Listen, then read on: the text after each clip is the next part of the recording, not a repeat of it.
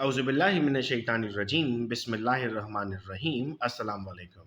बच्चों, मैं उम्मीद कर रहा हूँ कि आप सब खैरियत से हैं और आप सबको वेलकम एक मर्तबा फिर ऑनलाइन क्लासेस में। स्टूडेंट्स, आज के इस वीडियो लेक्चर में हम chapter number 4 first year physics की इंपॉर्टेंट डेरिवेशंस करने जा रहे हैं। चैप्टर का टाइटल है बेटा मोशन इन टू डायमेंशंस, और सबसे पहली डेरिवेशन जो हम सॉल्व करने जा रहे हैं वो है सेंट्रीपिटल फोर्स की। देखिए हम क्या लिखते हैं, हम कहते हैं suppose an object is tied to a thread. If the thread is moved in circular direction, it will produce centripetal force. The formula of centripetal force can be derived from. हम कहते हैं कि सर हमने एक धागे के corner पर किसी भी एक ऑब्जेक्ट को बांध दिया और जब हम उसको घुमाते हैं तो वो ऑब्जेक्ट सर्कुलर मोशन प्रोड्यूस करता है। उस पर लगने वाली जो फोर्स है उसे हम नाम दे रहे हैं सेंट्रीपिटल फोर्स का। और अब हम ये जानते हैं कि सेंट्रीपिटल फोर्स को हम किस तरीके से कैलकुलेट कर सकते हैं। तो यहाँ पर आप डायग्राम देख सकते हैं, एक सर्कुलर डायग्राम मौजूद है और आप कहते हैं कि सर ये आपके पास सेंटर है, यहाँ तक का फासला रेडियस है और ये आपके पास ऑब्जेक्ट है। सेंट्रीपिटल एक्सेलरेशन का बेटा हमारे पास फॉर्मूला होता है AC is equal to V square upon R. अब आप कहेंगे सर C कहाँ से आया? C हमने सेंट्रीपिटल के लिए इस्तेमाल किया और A एक्सेलरेशन था। फोर्स क्या होती है सर? फोर्स तो होती है MA, यानी मास इनटू एक्सेलरेशन। अब चूंकि हम बात कर रहे हैं सेंट्रीपिटल फोर्स की तो हम क्या इस्तेमाल करेंगे? FC इस्तेमाल करेंगे। तो हमारे पास आ जाएगा बेटा m डॉट ए सी। अब ए सी की वैल्यू क्या है? V square upon R. हमने क्या किया? ए सी की वैल्यू को यहाँ पर पुट कर दिया तो हमारे पास बना F C is equal to M V square upon R. तो आपके पास फॉर्मूला आ गया सेंट्रीपिटल फोर्स का, जिसमें ये लिखना लाजिम है हम पर कि where m is equal to, यानी m क्या है? मास है, v क्या है? वेलोसिटी है, r क्या है? रेडियस है और एफ सी क्या है? सेंट्रीपिटल फोर्स है।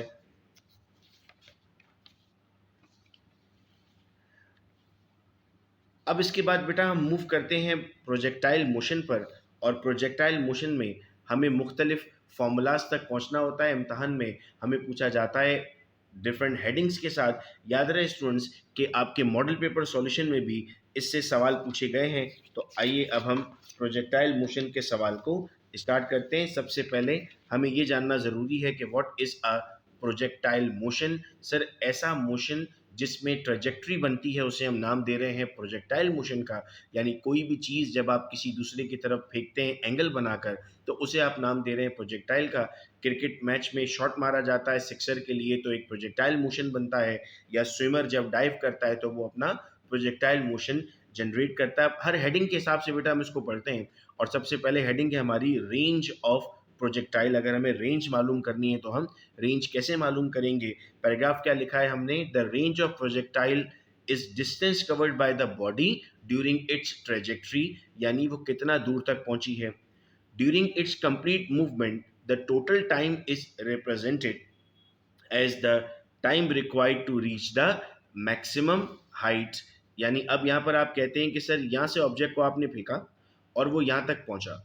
यहाँ से यहाँ तक पहुँचने के लिए हम कहते हैं जो उसने टोटल डिस्टेंस ट्रेवल किया वो रेंज हो गई, और आपके पास जो टाइम था वो यहाँ से यहाँ तक का टाइम हो गया। अब आपके पास जो वैसे फॉर्मूला था नॉर्मल, अगर आप मोशन इन वन डायमेंशन इस्तेमाल करते हैं तो आपके पास फॉर्मूला होता है s is equal to V T, जिसमें s आपके पास डिस्टेंस है, v आपके पास वेलोसिटी और t आपके पास टाइम है। लेकिन यहाँ पर हमने डिस्टेंस को किससे रिप्रेजेंट कर दिया? x से, और वेलोसिटी को हमने v नॉट x से रिप्रेजेंट कर दिया। तो आपके पास फॉर्मूला क्या बन गया? s is equal to V T. X आपने क्या कहा था? मैक्सिमम टाइम तक जब आप पहुंच रहे थे तो उसको आपने एक्स कहा था। और टोटल आर अगर आप कैलकुलेट करेंगे तो इसमें 2 मरतबा एक्स आ रहा है, मैक्सिमम टाइम तक पहले पहुंचना और फिर वापस नीचे जाना। तो आपने क्या लिख दिया? R is equal to 2x।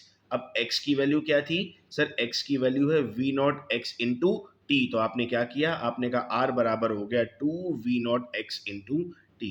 यहाँ तक की बात हमें समझ में आ गई। अब बेटा आते हैं टाइम पर। तो आपने पढ़ा है टाइम बराबर है वी नॉट वाई अपॉन जी के।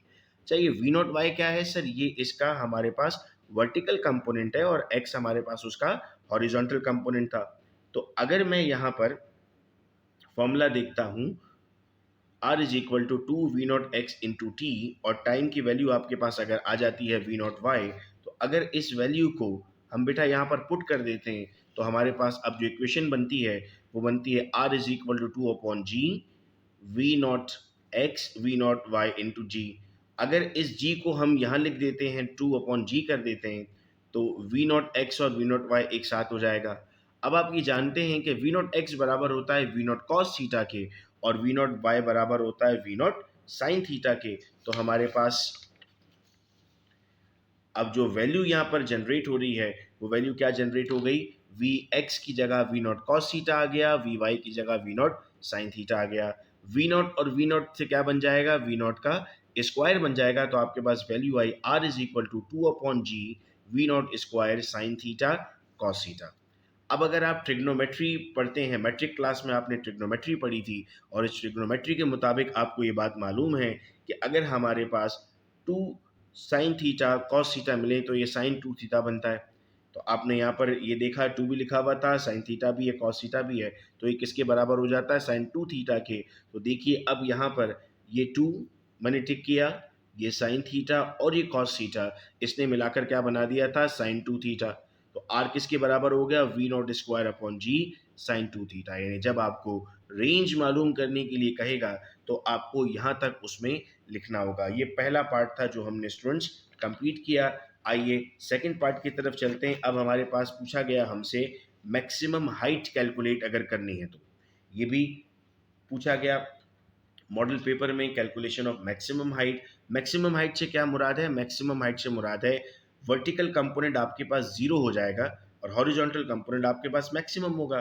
तो आपने लिखा कि वर्टिकल कंपोनेंट आपके पास क्या है, जीरो है, टी आपके पास टाइम है और ए आपके पास जी के बराबर है।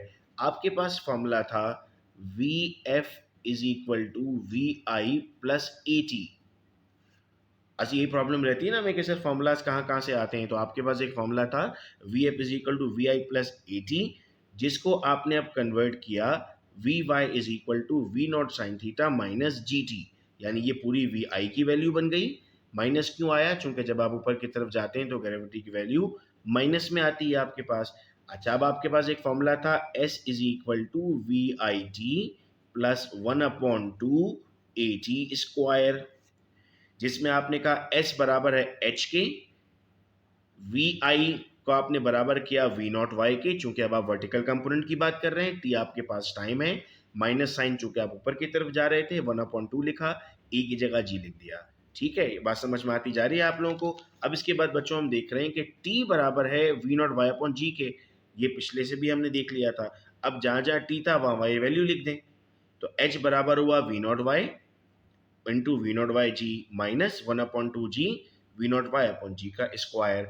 जब आपने इन ये जब मल्टीप्लाई हुए आपस में आपने सॉल्व किया, स्क्वायर मिला, तो आपके पास आंसर आया h is equal to 1/2 ji we not square. अब वी नॉट वाई किसके बराबर है सर, वी नॉट वाई तो बराबर है वी नॉट साइन थीटा के। तो क्या किया जाए, इस वैल्यू को इधर पुट कर दें। तो क्या बन गया, h is equal to 1/2 ji we naught theta square. अब ये स्क्वायर वी नॉट के साथ भी और ये स्क्वायर साइन थीटा के साथ भी है। तो आपके पास जो वैल्यूज आई वो क्या वैल्यूज आई, आपके पास वैल्यूज आई h is equal to 1/2 ji we not square sine square theta, जहाँ पर आप लिखते हैं बेटा कि h बराबर है मैक्सिमम हाइट के, g बराबर है ग्रेविटी के, v बराबर है वेलोसिटी के और थीटा बराबर है एंगल के। ये वाली बात भी आपको समझ में आ गई। अब इसके बाद स्टूडेंट्स एक लास्ट हमारे पास रहती है important part, that is angular displacement. आइए वो भी समझते हैं और इस चैप्टर को भी हम कंप्लीट करते हैं। Suppose an object moving in a uniform circular motion. आप सपोज कर रहे हैं कि एक ऑब्जेक्ट है जो यूनिफॉर्म सर्कुलर मोशन में मूव कर रहा है, जो अपनी पोजीशन चेंज करता है P1 से P2 में। एंगुलर डिस्प्लेसमेंट को आप रिप्रेजेंट कर रहे हैं एस से, और जो एंगल बनता है उसको आप थीटा कहते हैं। डायग्राम की मदद से आप देख सकते हैं कि ये P1 है, P1 से ऑब्जेक्ट कहाँ चला गया, P2 में चला गया। इस डिस्टेंस को आपने क्या कह दिया, एस कह दिया। ये आपके पास क्या बन गया, थीटा बन गया। अब आपके पास जो थीटा मालूम करने का यानी एंगल मालूम करने का फॉर्मूला है वो है एस अपॉन आर, जिसमें एस आपके पास क्या है, डिस्प्लेसमेंट थी, और आर आपके पास रेडियस था। ये आर यहाँ पर बेटा डिवाइड हो रहा है तो यहाँ जाकर क्या हो जाएगा, मल्टीप्लाई, तो बन जाएगा S is equal to R theta.